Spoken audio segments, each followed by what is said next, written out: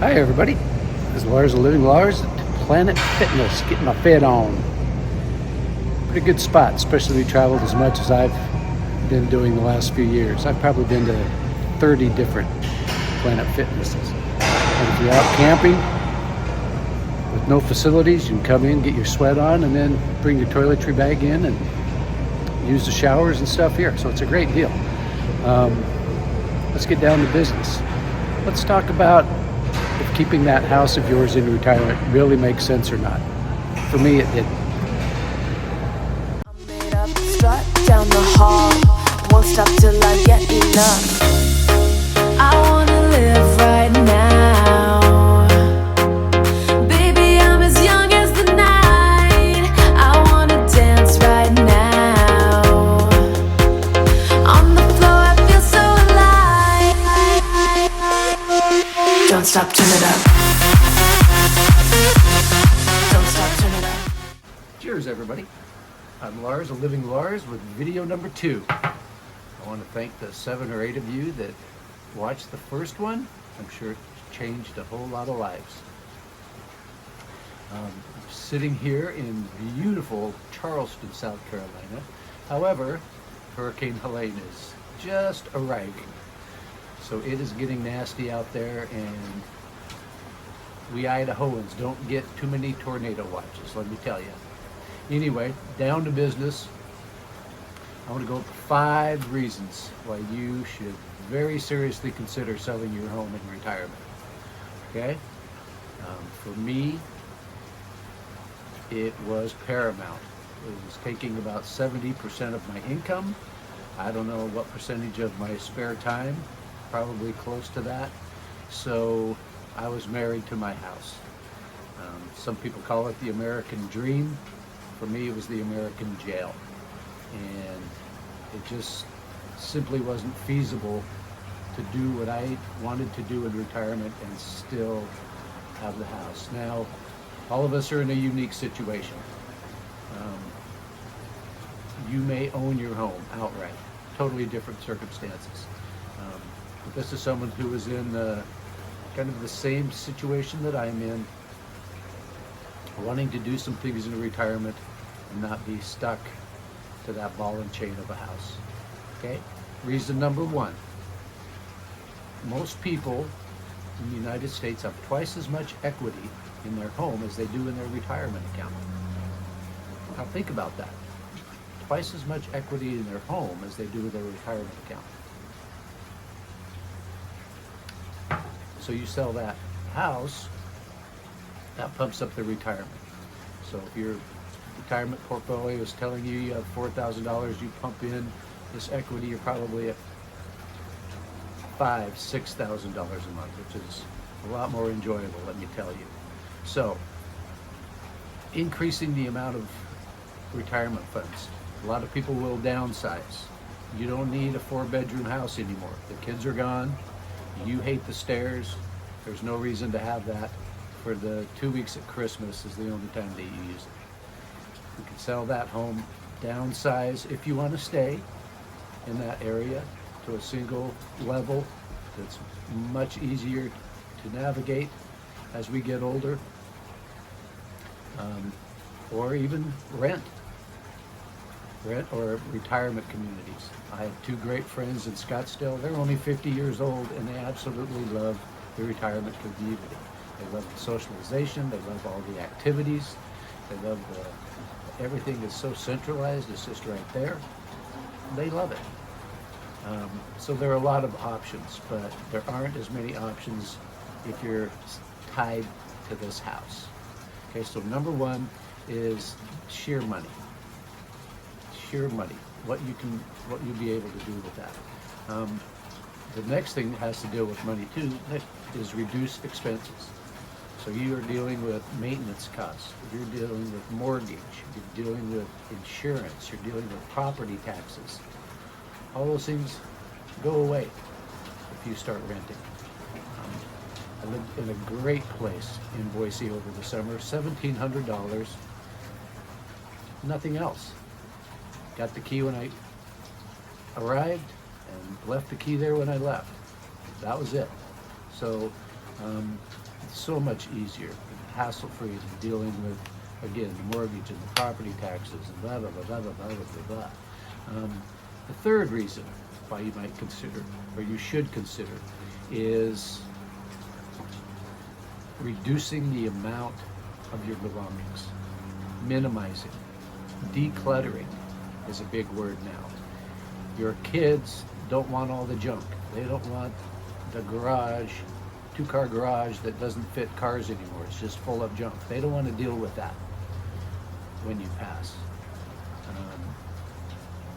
So the decluttering process is huge, and you reduce the amount. And I'll put up, again, my belongings. This is what I own, right there. So talk about a minimalist. That's all I own. So when I die, the kids aren't going to have to be going through room after room of photo albums and junk and who wants this and who wants that. And now we have to deal with this house that still has a mortgage going on it until we can sell it and what. So it's just a pain. It's a pain for your heirs that we really don't want to give them, do we? Okay, so that's number 3. Just minimalizing, decluttering, reducing. It allows you, getting back to the money thing, it allows you to retire earlier. So if you go to your financial planner and they go, well, you have at least 2 more years of working, which may be great. Again, I'm not against working. If you love it, stay doing it. But if you're just aching to get out of there, maybe selling the house is the difference.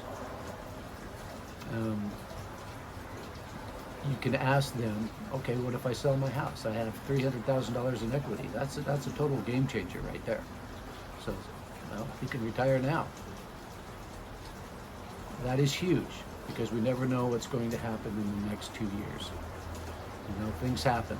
And I've known people that have put off retiring for a year or 2, and then they're going to do this, and then they're going to do that. Well, a stroke had something else in mind, or a heart attack had some other ideas. So my advice is do it while you can. Do it while you're mobile, while you're energetic. The sooner the better, in my book. Fifth, and for me is huge, is the mobility issue. If you have a house at 380 Polk Street, that's where you are. Yeah, you can go for a vacation here for a couple of weeks and go for a week, but as far as living a nomad type of life, where you can go wherever, whenever you want, that's what I do. I chase the sun. I was in Boise for a couple of months, went to Nashville for a while. I'm here in Charleston, going to head down to Florida, head over to Costa Rica to see a buddy over the holidays, and then head to South America. If I had a house, what am I doing? I'm at 380 Polk Street. That's what I'm doing. So just depending on what your interests are, not having a home allows you to follow those interests. I'm in Civil War history heaven. Maybe that's your thing. Come out to Charleston, visit all the great places regarding the Civil War. It's great. If you're into golf, go to the greatest golf courses. Again, it just gives you that security. And what we talked about was the freedom versus security. That's usually has to do with your house. It's giving you security, but probably not a whole lot of freedom. And again, I'm not a guru at all. I'm just a guide. I'm saying, here's what I did. Here's how it's worked out. Going on 6 years now. It's an option. It's an option. But your mobility lets you go to follow your climate, what amenities you have, social opportunities all around. So selling your home might make sense. Okay, so what are you going to do if you sell your house? Again, you could downsize, pay cash for a smaller place, and when you pass that down, they pay no taxes. They have it free and clear, much less hassle than dealing with a mortgaged home. You could rent in your area. I'm telling you, now all the maintenance, the pipes break, the furnace shuts down, that's not your responsibility anymore. That's the landlord. So it may sound like a step backwards, but now you're not mowing the lawn, dealing with all of that. It's all taken care of. And again, most of these places have gyms, they have swimming pools, pickleball courts, stuff to enjoy. You can go the way I go with short-term rentals. I usually try to do a month long, just to get the month-long break. Most will give you a 20% break. Plus, I like to stay in an area more than 3, 4, or 5 days. Charleston for 6 weeks. You know, I get to know the area. I get to know the people, and I'm not always just jumping around, packing, unpacking, all of that. So I do a lot of Airbnb. Great platform, a little spendier. But I can scroll through all the places I've been in this world on Airbnb. I've done a lot of Furnished Finder. Furnished Finder was a program initially for traveling nurses, but now they've expanded that. So it's a little bit cheaper. You're dealing directly with the owner and not through the app like you are at Airbnb. So it's kind of weird when you're sending security monies, etc., to an individual versus a corporation that you know is pretty solid. My home here is La Casa, and the reason I did that, when I got on Airbnb and found this place, I saw that it was offered by La Casa. So I got on La Casa, found the property, and went straight through La Casa and saved $500 in Airbnb fees, which I would have had to pay.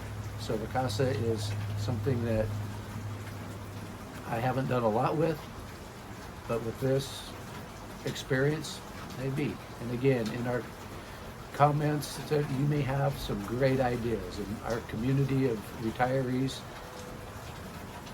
we can just get together, brainstorm, and I found this and I found this, and that's kind of what this is about. If you own your home, you could go through a home exchange. So now you're not paying anything to live anywhere. So, and it's pretty amazing what you'll find. You'll think, well, nobody wants to come to Boise, Idaho, and we want to go to Paris. You might be pleasantly surprised. There's always people that need to go here and there for weddings, for reunions, and who knows, you may be able to spend a month in Sydney, Australia, just by letting someone from Sydney spend a month in your place. And a lot of time that involves vehicles as well. And it's something great to look into. Something great to look into. That's it for this installment. I'll put up the video, my previous video, and next time we'll talk about alone versus lonely.